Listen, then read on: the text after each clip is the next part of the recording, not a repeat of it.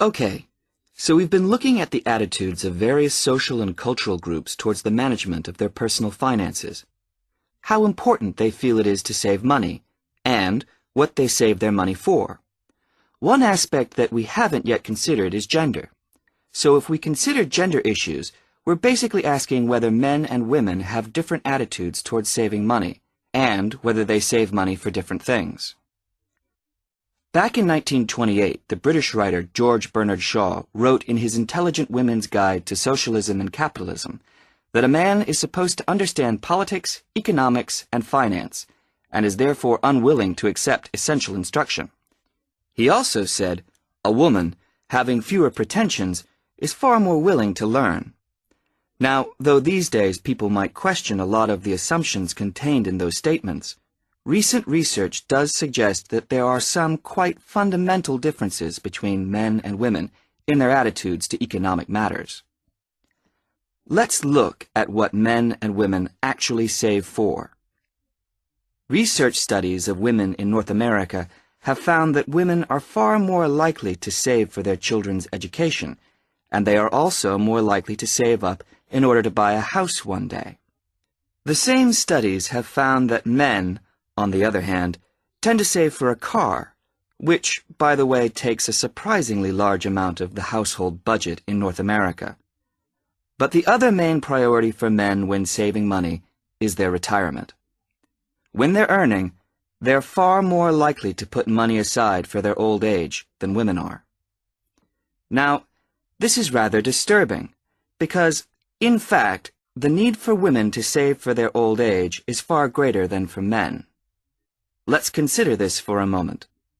To start with, it is a fact that throughout the world, women are likely to live many years longer than men, so they need money to support them during this time. Since women are likely to be the ones left without a partner in old age, they may therefore have to pay for nursing care, because they don't have a spouse to look after them. Furthermore, the high divorce rates in North America are creating a poverty cycle for women. It is the divorced women who will most often have to look after the children, and thus they need more money to look after not just themselves, but others.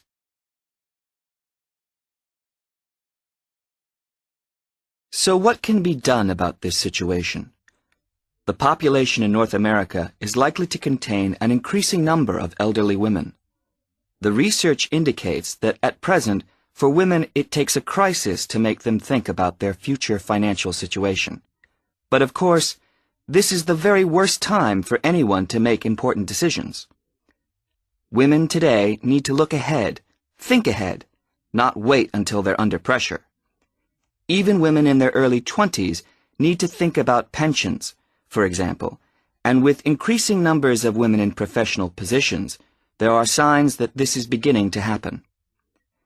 Then research also suggests that women avoid dealing effectively with their economic situation because of a lack of confidence.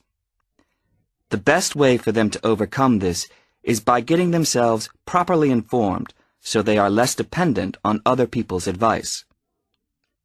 A number of initiatives have been set up to help them do this. This college, for example, is one of the educational institutions which offers night classes in money management, and increasing numbers of women are enrolling on such courses. Here, they can be given advice on different ways of saving.